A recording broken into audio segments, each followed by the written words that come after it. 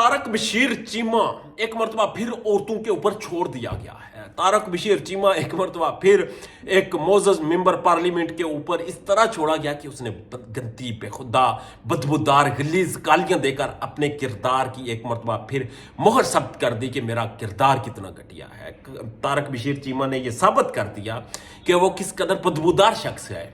वो जो रूहानियत, वो जो फिरौनियत, वो जो तकब्बर, वो जो गुरूर से भरा पड़ा शख्स है, उसने सरताज गुल मोअज़्ज़ज़ मेंबर पार्लियामेंट हैं उन्हें गालियां दी और इतनी बेहुदा गालियां दी कि मैं इस वक्त आपके सामने वो बयान भी नहीं कर सकता। मेरी बात हुई पाकिस्तान तहरीक इंसाफ के MNA शाहिद खटक से, उन्होंने बताया जो कुछ वहाँ पर हुआ वो इंतहाई अफसोसनाक था। फिर स्पीकर चैम्बर में झिरका हुआ, फैसला ये हुआ कि मुश्तरका तौर पर करारदाद पार्लियामेंट में लाई जाएगी, तारक बशीर चीमा की रुकनीयत जो है वो मुअत्तल करवाई जाएगी। जब रुकनीयत मुअत्तल करने की बात आई तो वो जो शख्स, वो जिसमें अकड़ थी, जिसमें गुरूर था, जिसमें तकब्बर था, जो फैल फैल के चलता था, चैम्बर में गया, स्पीकर साहब के चैम्बर में गया। जब पता चला कि रुकनीयत मुअत्तल हो जाएगी और इस बदबूदार अमल में जिसमें उसने एक खातून के ऊपर जोर आजमाई करने की कोशिश की, जिसने जाकर एक खातून के ऊपर बदबूदार ज़बान इस्तेमाल करने की कोशिश की, हाथ जोड़कर माफ़िया मांगता हुआ नजर आया। कहता आया कि मुझे शर्मिंदगी है, कहता नजर आया कि मुझसे गलती हो गई, मुझे माफ़ कर दे। तो तारक बशीर चीमा साहब, आपकी मर्दानगी तो यहाँ नज़र आ गई। एक औरत आपको नज़र आई, गालियाँ देती, जब आपसे इख्तियारात छीनने की बारी आई तो माफियों पे उतर आए। पहले अपने आप में रहें, पहले अपने कपड़ों के अंदर रहें, पहले अपनी जो हैसियत है उसके अंदर रहें, पहले वो आवाज़ जो है वो धीमी करके जो नरम लहजे में बात कर लें तो आपका क्या जाएगा। वो Bahawalpur university scandal, video scandal, जिसमें आपका बेटा मुलव्वस था, जिसमें आपके बेटे ने वहाँ पर मुदाखलत की, आपके बेटे की भी वीडियोज़ के जिक्र सुनने को मिले, जिसमें आप बराह रास्त मुदाखलत करते हुए नजर आए, जिसमें आप सहाफ़ियों को तड़ियाँ और धमकियाँ लगाते हुए नजर आए, जिसमें आप ये कहते हुए नजर आए कि आप कब्र की दीवारों तक पीछा करेंगे। पीछा तो नहीं किया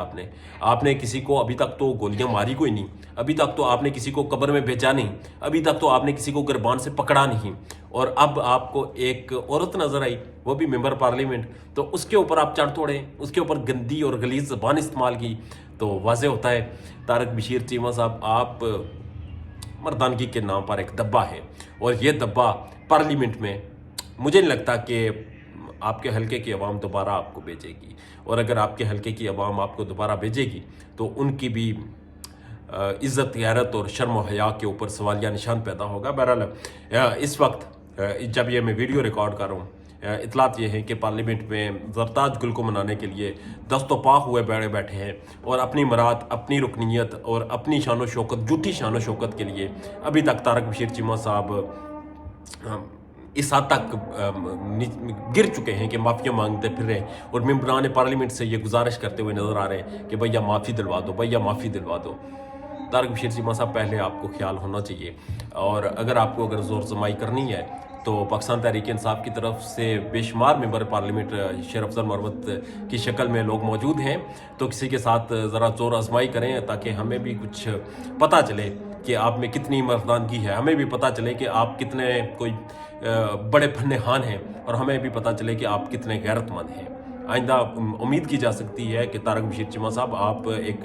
मुअज़्ज़ज़ बाइज़्ज़त शहरी होने का सबूत देंगे, और अगली दफ़ा जब आपको गुस्सा आएगा तो किसी पाकिस्तान तहरीक इंसाफ के मर्द के साथ टक्कर लेंगे, किसी खातून के साथ जाकर आप इस तरह की गंदी बॉडी और बदबूदार ज़बान इस्तेमाल करके अपनी हैसियत नहीं दिखाएंगे। इजाज़त दीजिए, अल्लाह ने के बाद।